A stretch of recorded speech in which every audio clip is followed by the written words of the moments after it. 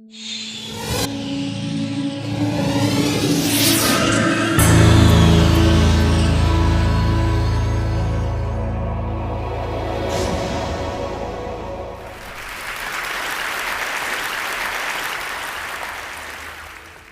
afternoon. There's a medical revolution happening all around us, and it's one that's going to help us conquer some of society's most dreaded conditions, including cancer.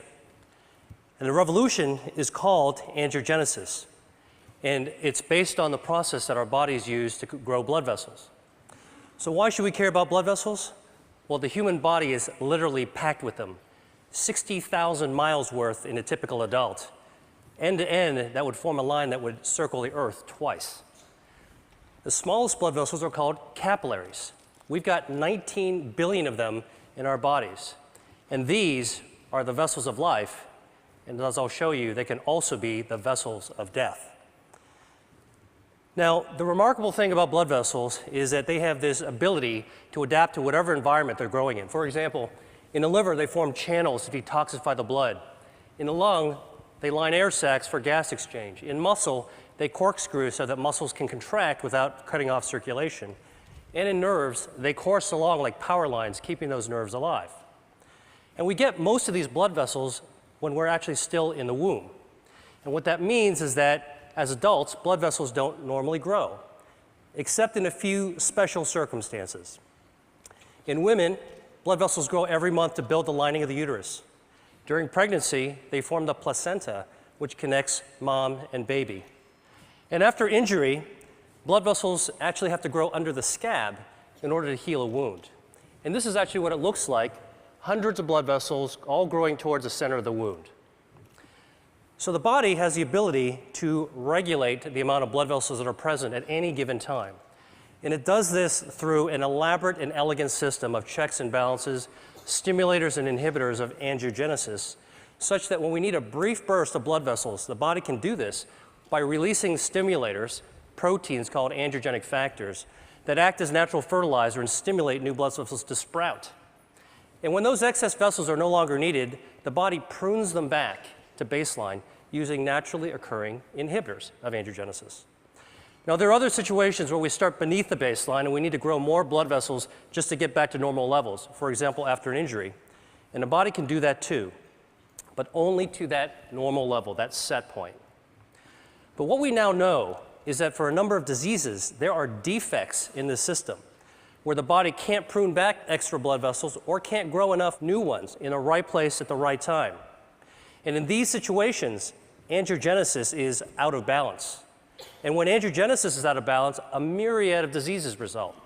For example, insufficient angiogenesis, not enough blood vessels, leads to wounds that don't heal, heart attacks, legs without circulation, death from stroke, nerve damage.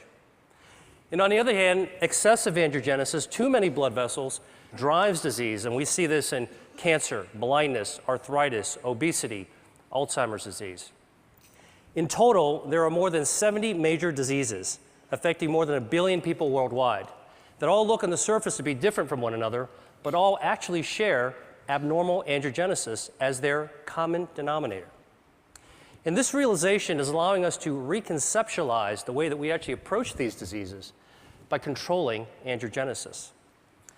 Now, I'm going to focus on cancer because angiogenesis is a hallmark of cancer, every type of cancer. So here we go. This is a tumor, dark, gray, ominous mass growing inside a brain. And under the microscope, you can see hundreds of these brown-staining blood vessels, capillaries, that are feeding cancer cells, bringing oxygen and nutrients. But cancers don't start out like this. And in fact, cancers don't start out with a blood supply. They start out as small, microscopic nests of cells that can only grow to 1/2 a cubic millimeter in size. That's the tip of a ballpoint pen.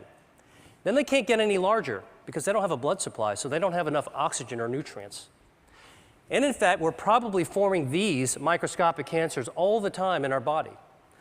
Autopsy studies from people who died in car accidents have shown that about 40% of women between the ages of 40 and 50 actually have microscopic cancers in their breasts. About 50% of men in their 50s and 60s have microscopic prostate cancers. And virtually 100% of us, by the time we reach our 70s, will have microscopic cancers growing in our thyroid.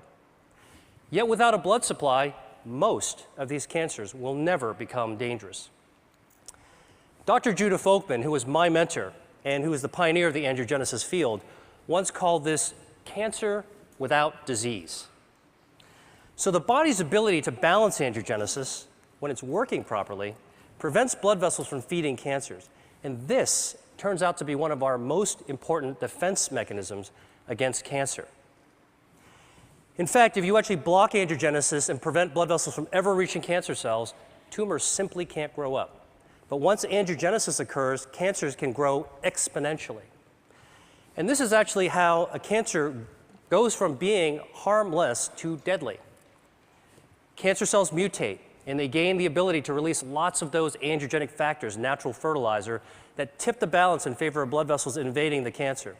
And once those vessels invade the cancer, it can expand, it can invade local tissues, and the same vessels that are feeding tumors allow cancer cells to exit into the circulation as metastases. And unfortunately, this late stage of cancer is the one at which it's most likely to be diagnosed, when angiogenesis is already turned on and cancer cells are growing like wild. So, if angiogenesis is a tipping point between a harmless cancer and a harmful one, then one major part of the angiogenesis revolution is a new approach to treating cancer by cutting off the blood supply. We call this anti-angiogenic therapy, and it's completely different from chemotherapy because it selectively aims at the blood vessels that are feeding the cancers. And we can do this because tumor blood vessels are unlike normal healthy vessels we see in other places of the body. They're abnormal, they're very poorly constructed, and because of that, they're highly vulnerable to treatments that target them. And in fact, when we give cancer patients anti-angiogenic therapy, here, an experimental drug for a glioma, which is a type of a brain tumor, you can see that there are dramatic changes that occur when the tumor is being starved. Here's a woman with a breast cancer being treated with the anti-angiogenic drug called Avastin, which is FDA approved. And you can see that the halo of blood flow disappears after treatment. Now, I've just shown you two very different types of cancer that both responded to anti-angiogenic therapy. So a few years ago, I asked myself, can we take this one step further and treat other cancers, even in other species? So here is a 9-year-old boxer named Milo who had a very aggressive tumor called a malignant neurofibroma growing on his shoulder. It invaded to his lungs. His veterinarian only gave him 3 months to live. So we created a cocktail of anti-angiogenic drugs that could be mixed into his dog food, as well as an anti-angiogenic cream that could be applied on the surface of the tumor. And within a few weeks of treatment, we were able to slow down that cancer's growth such that we were ultimately able to extend Milo's survival to 6 times what the veterinarian had initially predicted, all with a very good quality of life. And we've subsequently treated more than 600 dogs. We have about a 60% response rate and improved survival for these pets that were about to be euthanized. So let me show you a couple of even more interesting examples.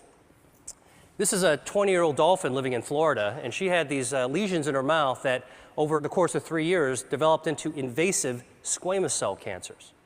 So we created an anti-angiogenic paste. We had it painted on top of the cancer 3 times a week, and over the course of 7 months, the cancers completely disappeared, and the biopsies came back as normal. Here's a cancer growing on the lip of a quarter horse named Guinness. It's a very, very deadly type of cancer called an angiosarcoma, had already spread to his lymph nodes. So we used the anti-angiogenic skin cream for the lip and the oral cocktail so we could treat from the inside as well as the outside. And over the course of 6 months, he experienced a complete remission. And here he is 6 years later, Guinness, with his very happy owner. Now, obviously, anti-angiogenic therapy could be used for a wide range of cancers. And in fact, the first pioneering treatments for people as well as dogs are already becoming available. There's 12 different drugs, 11 different cancer types, but the real question is, how well do these work in practice? So here is actually the patient survival data from 8 different types of cancer. And the bars represent survival time taken from the era in which there was only chemotherapy or surgery or radiation available. But starting in 2004, when anti-angiogenic therapies first became available, you can see that there has been a 70 to 100% improvement in survival for people with kidney cancer, multiple myeloma, colorectal cancer, and gastrointestinal stromal tumors. That's impressive. But for other tumors and cancer types, the improvements have only been modest. So I started asking myself, why haven't we been able to do better? And the answer to me is obvious. We're treating cancer too late in the game, when it's already established and oftentimes it's already spread or metastasized. And as a doctor, I know that once a disease progresses to an advanced stage, achieving a cure can be difficult, if not impossible. So I went back to the biology of angiogenesis and started thinking, could the answer to cancer be preventing angiogenesis? Beating cancer at its own game, so that cancers could never become dangerous. This could help healthy people, as well as people who have already beaten cancer once or twice and want to find a way to keep it from coming back. So to look for a way to prevent angiogenesis in cancer, I went back to look at cancer's causes. And what really intrigued me was when I saw that diet accounts for 30 to 35% of environmentally caused cancers. Now, the obvious thing is to think about what we could remove from our diet, what to strip out, take away. But I actually took a completely opposite approach and began asking, what could we be adding to our diet that's naturally anti-angiogenic, that could boost the body's defense system and beat back those blood vessels that are feeding cancers? In other words, can we eat to starve cancer? Well, the answer is yes, and I'm going to show you how. And our search for this has taken us to the market, the farm, and to the spice cabinet, because what we've discovered is that Mother Nature has laced a large number of foods and beverages and herbs with naturally occurring inhibitors of angiogenesis. So here's a test system we developed. At the center is a ring from which hundreds of blood vessels are growing out in a starburst fashion. And we can use this system to test dietary factors at concentrations that are attainable by eating.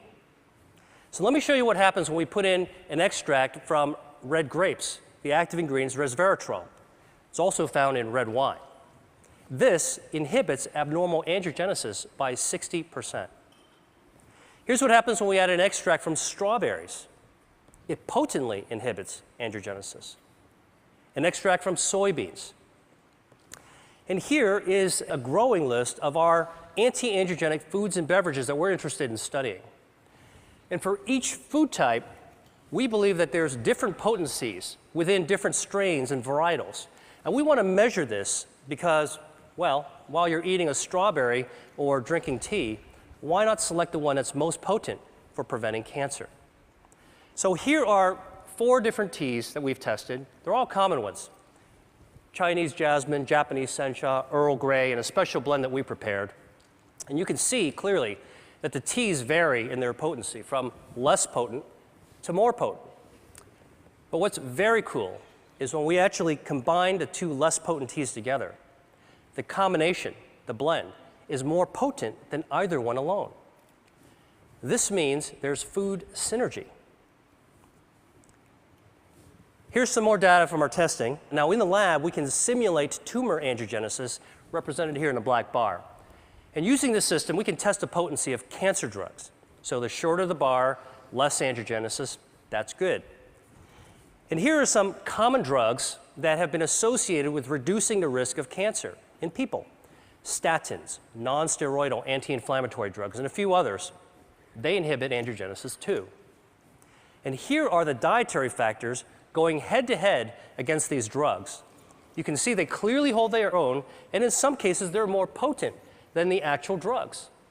Soy, parsley, garlic, grapes, berries. I could go home and cook a tasty meal using these ingredients. So imagine if we could create the world's first rating system in which we could score foods according to their anti-angiogenic, cancer preventative properties. And that's what we're doing right now. Now, I've shown you a bunch of lab data, and so the real question is, what is the evidence in people that eating certain foods can reduce angiogenesis in cancer. Well, the best example I know is this study of 79,000 men followed over 20 years, in which it was found that men who consumed cooked tomatoes 2 to 3 times a week had up to a 50% reduction in their risk of developing prostate cancer. Now, we know that tomatoes are a good source of lycopene, and lycopene is anti-angiogenic. But what's even more interesting from this study is that in those men who did develop prostate cancer, those who ate more servings of tomato sauce actually had fewer blood vessels feeding their cancer. So this human study is a prime example of how anti-angiogenic substances present in food and consumed in practical levels can impact on cancer. And we're now studying the role of a healthy diet with Dean Ornish at UCSF and Tufts University on the role of this healthy diet on markers of angiogenesis that we can find in the bloodstream.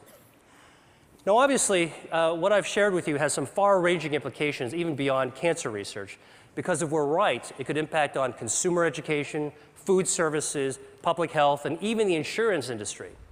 And in fact, some insurance companies are already beginning to think along these lines. Check out this ad from Blue Cross Blue Shield of Minnesota. And for many people around the world, dietary cancer prevention may be the only practical solution, because not everybody can afford expensive end-stage cancer treatments, but everybody could benefit from a healthy diet based on local, sustainable, anti-angiogenic crops. Now, finally, I've talked to you about food, and I've talked to you about cancer, so there's just one more disease that I have to tell you about, and that's obesity.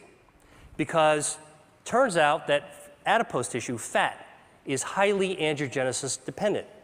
And like a tumor, fat grows when blood vessels grow. So the question is, can we shrink fat by cutting off its blood supply? So the top curve shows the body weight of a genetically obese mouse that eats nonstop until it turns fat like this furry tennis ball. And the bottom curve is the weight of a normal mouse. If you take the obese mouse and give it an angiogenesis inhibitor, it loses weight.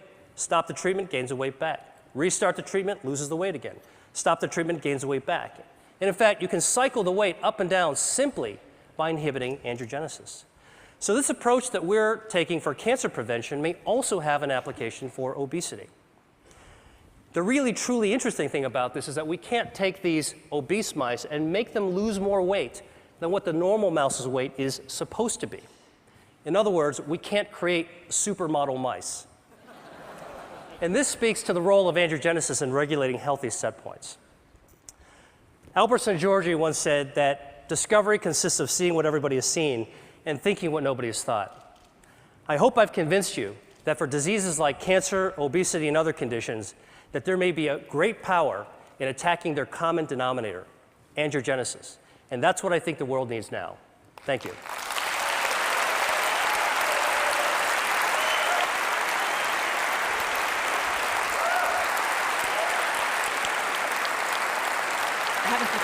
So these drugs aren't exactly, they're not exactly in mainstream cancer treatments right now. For anyone out here who has cancer, what would you recommend? Do you recommend pursuing these treatments now for most cancer patients? So there are anti-angiogenic treatments that are FDA approved. And if you're a cancer patient or working with or advocating one, you should ask about it. And there are many clinical trials. The Angiogenesis Foundation is following almost 300 companies. And there's about 100 more drugs that are in the pipeline. So consider the approved ones, look for clinical trials. But then between what the doctor can do for you, we need to start asking, what can we do for ourselves? And this is one of the themes that I'm talking about, is we can empower ourselves to do the things that doctors can't do for us, which is to use knowledge and take action.